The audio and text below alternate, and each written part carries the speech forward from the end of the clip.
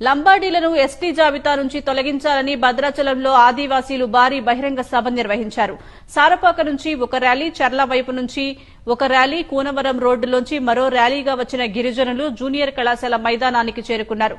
లంబాడీలను ST జాబితాలో చేర్చడం వల్ల తమకు అన్యాయం జరుగుతుందని ఆదివాసీలు ఆరోపించారు. ఆదివాసీలకు రావాల్సిన ఉద్యోగాలన్నీ లంబాడీలకు వెళ్తున్నాయన్నారు. కేంద్ర రాష్ట ప్రభుత్వాలు గిరిజనులను పట్టించుకుని వెంటనే లంబాడీలను ఎస్టీ జాబితా నుంచి తొలగించాలని డిమాండ్ చేశారు.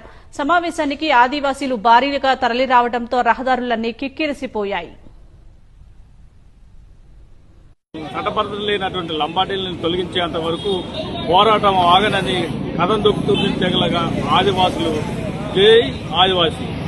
ఆదివాసుల హక్కుల కోసం గిరిజన సంఘాలందరూ కూడా ఏకతాటిగా మరి గిరిజనులు కల్పించిన చట్టాలు 170 యాక్ట్ వీసా చట్టాన్ని త్వరగా అమలు చేయాలని కోరుతూ ఆదివాసుల హక్కుల కోసం ఈ రోజున ప్రజాసేవలో కథం దొక్కుతూ వివిధ ప్రాంతాల నుంచి ఆదివాసీ గిరిజనులు ప్రదర్శన రావడం జరిగింది. చట్టబద్ధంగా మరి ఇక్కడ ఎస్టీలుగా నమోదైనటువంటి కొన్ని తెగలను అలా లంబాడీ వాళ్ళని ప్రభుత్వం వాళ్ళు గుర్తించి వెంటనే ఈ యొక్క జీవోల్ని అమలుపరుస్తూ వారిని మరి ఎస్టీలకి అనుకూలంగా మరి తీర్పు రావాలని కోరుకుంటూ నిజమైన ఏజెన్సీ ప్రాంత ప్రజలకు న్యాయం జరగాలని కోరుతూ